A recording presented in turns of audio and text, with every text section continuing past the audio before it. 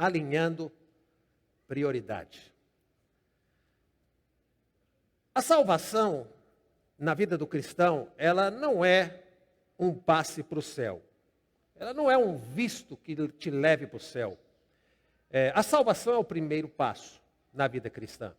Muitos apenas se contentam em ter se convertido a Cristo, quando na verdade é muito mais um convencimento do que uma conversão. O convencimento, ele é volátil. Uma pessoa convencida ao Evangelho, ela pode ficar numa igreja durante muito tempo. Mas quando ela entender que não precisa mais, ou que não é necessário, ou que ela está perdendo seu tempo, ela vai embora. Mas o convertido não tem saída. Ele nasceu para Cristo. Ele nasceu de novo. É como Pedro declarou: mestre, para onde iremos nós? Só tu tens as palavras da vida. Não temos como ficar longe do Senhor. A quem tenho eu, senão a ti, diz o salmista. Fora de ti não tenho mais nada, nem ninguém. Sabe, esse é o papel do convertido. Ele entende que o primeiro passo lhe deu salvação quando ele se arrependeu e se posicionou na fé, confessando Jesus como Senhor. Mas é importante que outros passos sejam dados na sua vida cristã. Afinal de contas, não aceitamos o Evangelho e Cristo apenas para ser salvo e ir para o céu. Não. Até porque muitos naquele dia vão se surpreender na entrada do céu. Não sei se você sabe, mas é algo que muita gente tenta, principalmente no Brasil, principalmente em Minas, que é um visto para os Estados Unidos. E muitas pessoas conseguem esse visto. Só que o visto que você vai lá no consulado, aonde quer que seja no Rio de Janeiro, São Paulo, Brasília, enfim, Belo Horizonte, esse visto, ele só permite que você entre no avião. Mas ele não é garantia de você entrar nos Estados Unidos. Não entrar. Quantas pessoas nós já vimos quando a gente viajou para lá, na fila da imigração, na hora de entrar realmente no país, na porta do país, quantos são deportados? Eles são chamados para uma salinha e de lá vão embora. Quantos ali, na hora da entrevista com o agente de imigração, às vezes se enrolam, falam algo diferente do que foi dito lá atrás, e depois o quê? Eles mandam retornar. Porque o visto só permitiu você entrar num avião e embarcar para lá. Mas ele não garante que você vai entrar. É mais ou menos com a salvação. Sabe, ela é o primeiro passo, ela é o visto para você entrar nessa jornada. Mas há outros passos que precisam ser dados na sua vida, no seu crescimento espiritual. A salvação é parte da obra regeneradora de Cristo na vida do cristão, mas há outros processos. Há a santificação, a afirmação na fé, o crescimento. Eu sei que muitos de nós nos preocupamos com os processos terrenos e carnais. Aquilo que você ouve muitas vezes que está em voga, os processos. Antigamente a luta, deserto, batalha, aflição, virou processo, é o nome mais bonito. O processo. Então a gente passa por processos na nossa vida, eles são necessários para nós. Por exemplo, o processo de maturidade de uma pessoa, ela precisa evoluir. Ela tem as etapas para caminhar, ela foi criança, deixou de ser criança, uma adolescente, ela vai para a fase da juventude, ela entra na fase adulta. Esses são os processos de maturidade. E se ele não passar por cada etapa dessa, se ficar ultrapassando etapas, lá na frente vai faltar algo nessa construção, nessa base, nesse ser. Porque é um processo de maturidade. Não só a maturidade é um processo, mas também a conquista profissional. Você estudou, você fez a faculdade, o curso, você fez entrevista de emprego, você quer crescimento. É lícito, é correto que você faça isso, que você entre numa empresa para crescer nessa empresa, para você poder, quem sabe um dia se tornar independente, quem sabe um dia você ser dono do seu próprio negócio, enfim, há para todo gosto, são processos profissionais na sua vida, que não há nada de errado neles, são necessários. Onde o importante não é só você trabalhar para ganhar dinheiro, porque você só vai ser feliz um dia da sua vida, que é no dia que recebe o salário. Nos outros 29 dias, você precisa se realizar como profissional, como pessoa, fazer coisas, produzir, gerar algo que realmente vale a pena. Por quê? Porque se você pensa que a sua única recompensa é o dinheiro, sua vida vale muito pouco. porque esse dinheiro não está comprando a sua vida, nem está pagando o ar que você respirou, a sua inteligência, sua saúde dedicada numa empresa, num negócio. Então faz parte da vida profissional a gente passar por processos, muitos deles difíceis, da gente crescer, da gente se especializar. Também na nossa família, nós passamos por processos para amadurecimento. Não há família perfeita e nenhuma nasce pronta. Não há casamento que não passe por ajustes ao longo da história. Quando eu e Simone nos casamos, vai fazer 30 anos ano que vem, se Deus permitir chegar lá, né? Éramos garotos, eu tinha 20 anos de idade. Eu não sabia o que era prometer, né, na riqueza, na pobreza, enfermo, com saúde, até que morte separe. Eu tenho 20 anos, eu quero é viver, não quero saber de morte. Eu não sei o que isso significa. Mas hoje, depois de quase 30 anos, eu digo a vocês, se eu tivesse 1000 vidas, casaria com ela 1000 vezes. 1000 vezes.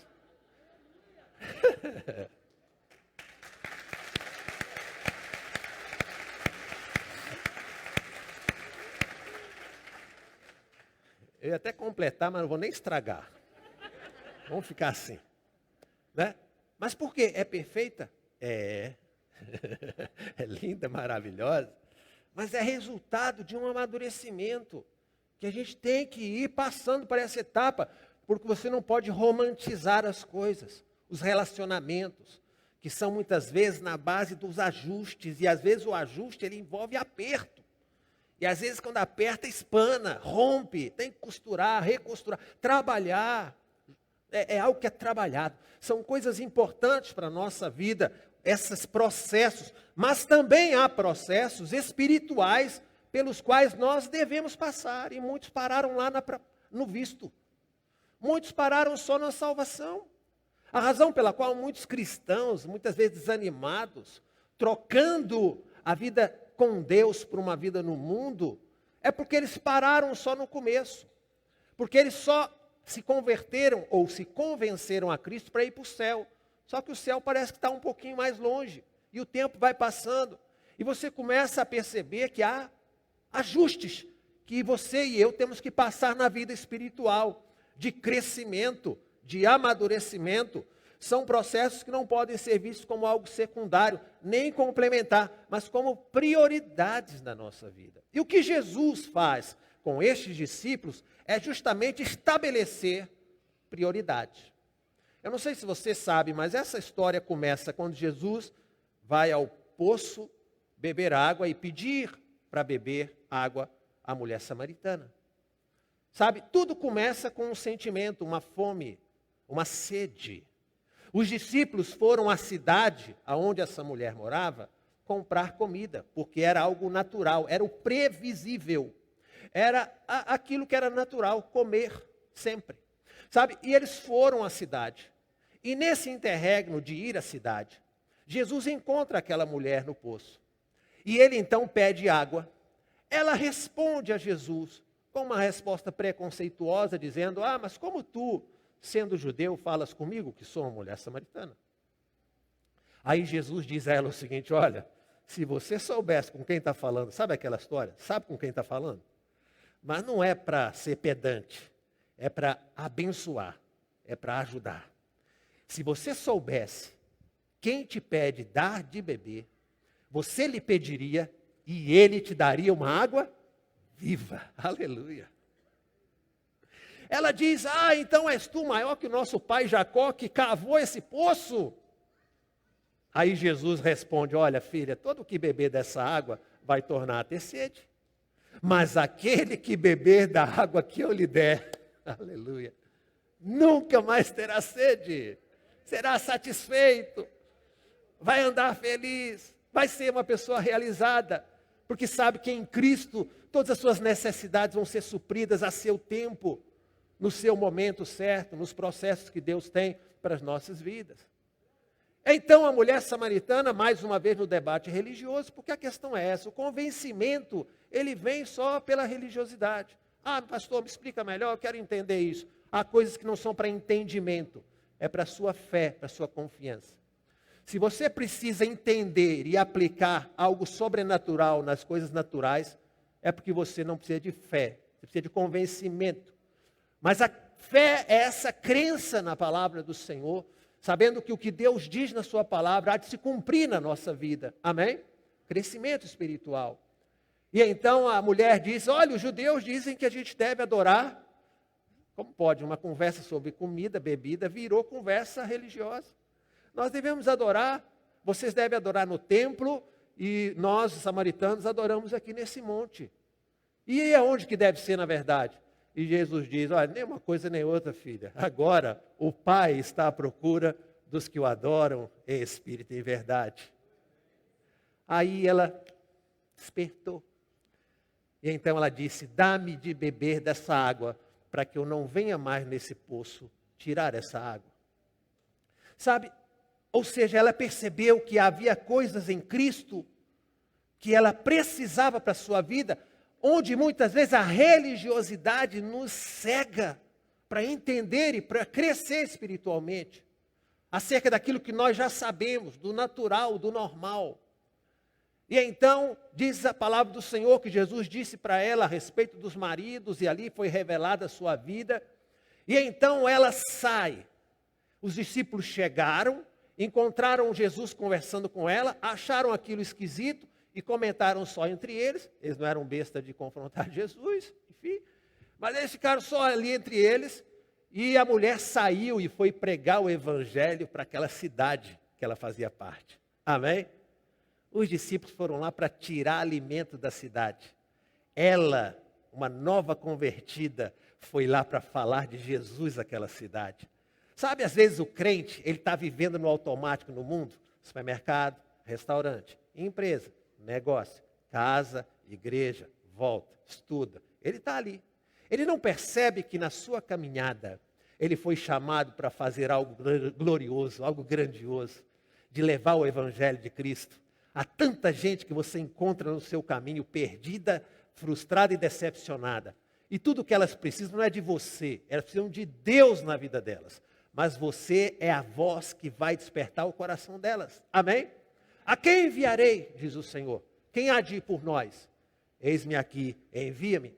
Nós devemos ser uma igreja relevante na nossa cidade. Uma igreja propositiva. Uma igreja que realmente cumpre seu papel. Não só aqui na rua Antero Ribeiro, número 380. Mas em cada lar, em cada lugar, a gente possa refletir a glória do Senhor através das nossas vidas. Ao invés de só pensar em tirar o alimento dessa sociedade, a gente deve também levar para elas algo que elas precisam, mas ainda não sabem. Há uma fome e há uma sede nas ruas. E essa fome e essa sede só há de ser saciada através de Jesus. Amém? Você pode ser um disseminador do Evangelho. Os discípulos retornaram. E então, é o que a Bíblia fala, enquanto isso. E aí entra então a história dessa noite, onde nós aprendemos em Cristo, como cristãos, a alinhar as prioridades da nossa vida. Eles chegaram e disseram para Jesus, mestre, o quê? Come alguma coisa. Parece que eu já ouvi essa frase antes, parecida com essa. Em Mateus capítulo 4, diz que o Espírito Santo conduziu Jesus ao deserto. E depois de 40 dias, ele teve o quê? Fome.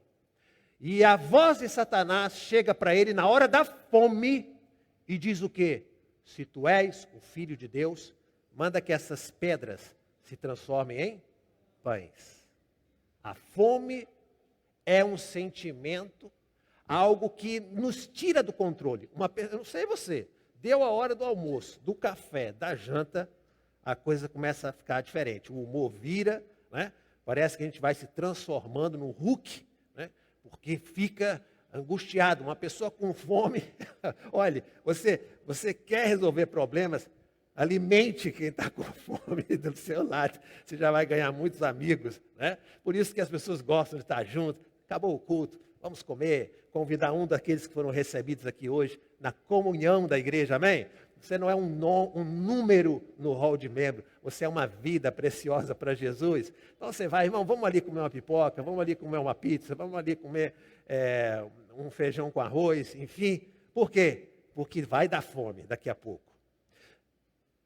Jesus diz o que para Satanás? Nem só de pão vive o homem, mas de toda a palavra que sai da boca de Deus.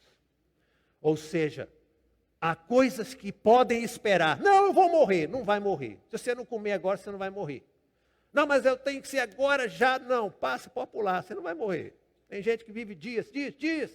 Pode ficar tranquilo que você vai conseguir viver dias sem comer. Mas muitas vezes a carnalidade em nós, ela nos leva ao ponto de como Esaú, que chegou do campo faminto, achando que ia morrer em 2 minutos, e o irmão lá com um prato de lentilha, né?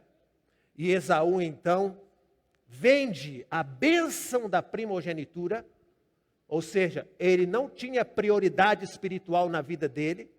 Ele chegou a dizer para o seu irmão: para que me importa essa bênção aí de primogenitura? O pai está muito bem, vivo e forte aí, está forte, firme na vida, ele não vai morrer tão cedo. Ou seja, é uma pessoa que banaliza, que é carnal a respeito das coisas espirituais de Deus.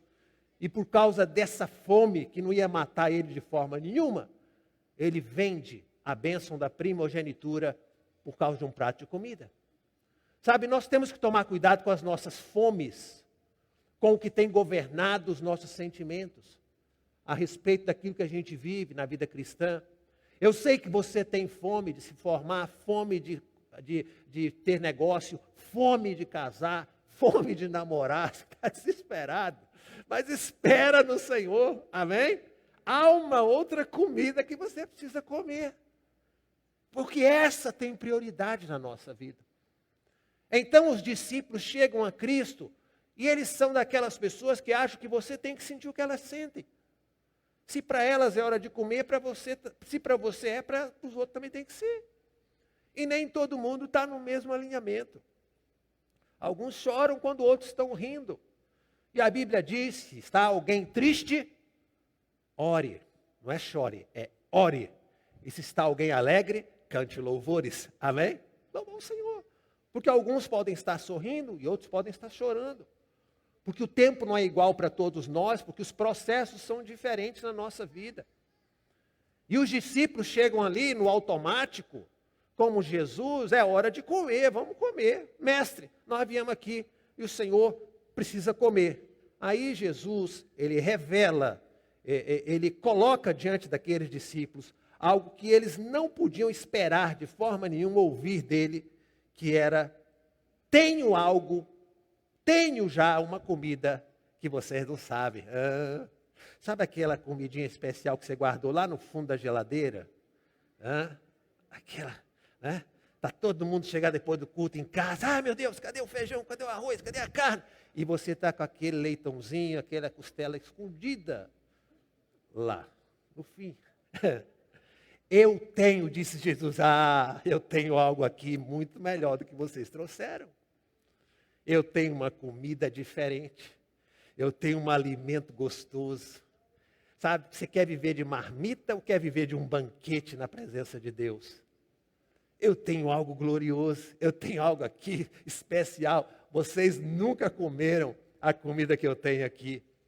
E eles, tapados ainda espiritualmente, diz a Bíblia, que eles, dando eco ao interior, ao ego deles, frustrado, porque eles foram buscar comida, mas não precisava, porque Jesus falou que tem comida. Então nós fomos, caminhamos, descemos esse morro, fomos na cidade, voltamos para cá, trouxemos uma marmita quente, está aqui, nós vamos esperar, até podia comer durante o caminho, mas um deve ter falado para ele: negócio, não vamos, espera, Jesus tem que comer primeiro, Jesus vai agradecer, vai orar, a gente vai chegar lá faminto, tá, o dia está complicado, já estava quase de tarde, e já era cerca de 12:00, 14h, era hora de almoço, e eles chegaram lá, e vamos esperar Jesus. Quando chega lá, encontra Jesus, numa boa, não está desesperado por comer, e chega e dá um sermão ainda. Ainda fala o seguinte: eu tenho uma comida aqui.